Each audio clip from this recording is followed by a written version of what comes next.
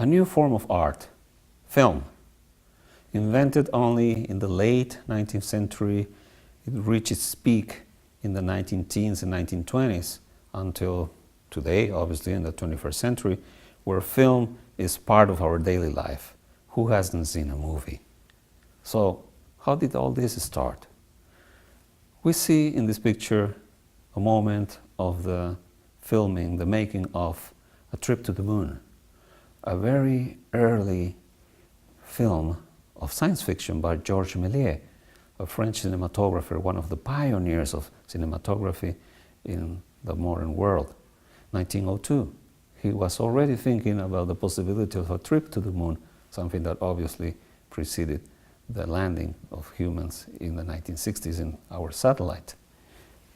Georges Méliès was accompanied by the Lumière brothers, Auguste Lumière and Louis Lumière from France, who also filmed in the 19-teens and 1920s a lot of silent movies considered pioneers of this art.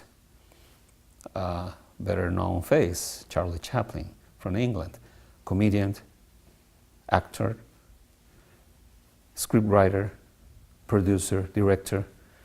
He was actually a force of nature. He changed our way of seeing film just as a representation of reality, but also as a way to criticize reality. His artistic soul was very weak to underline the atrocities of modern life, to criticize the capitalist order of society. He sympathized with the poor people. He always took sides with the marginalized, the immigrants, and that's in part what made him so popular. Dozens and dozens of his films are still watched around the world.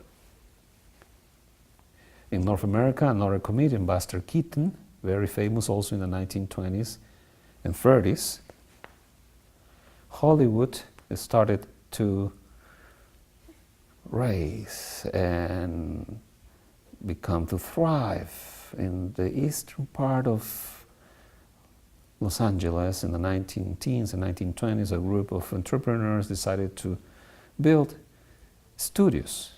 The weather was very helpful, the landscape. There were mountains around, there was the sea. So it was an ideal setting for different kinds of movies. And still today, it's like the mecca of the seventh art. From Hollywood came films like Gone with the Wind.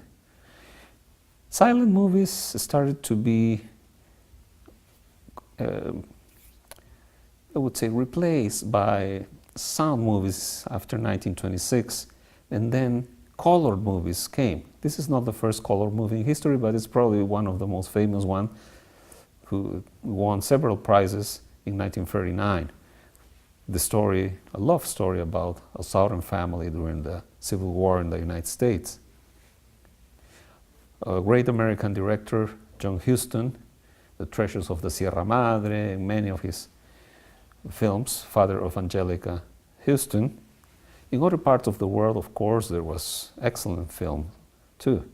Vittorio De Sica, one of the founders of the neo-realist school of cinema in Italy in the 1940s.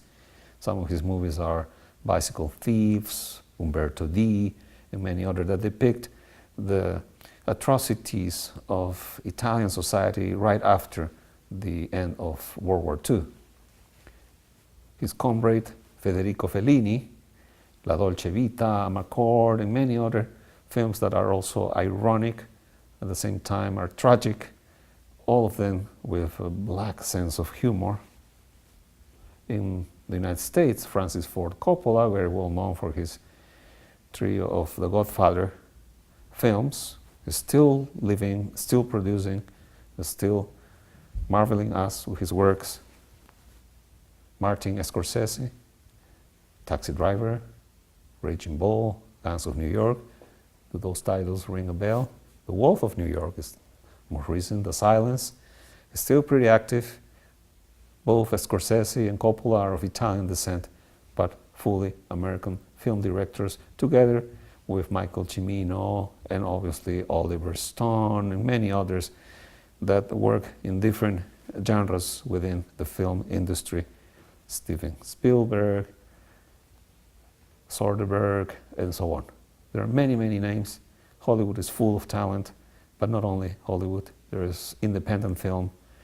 There is films from the third world that hardly makes it to the United States. Those are expressions of the so-called seventh art, because film can gather literature, painting, sculpture, photography, theater in one single form, which is what we understand today as the movies.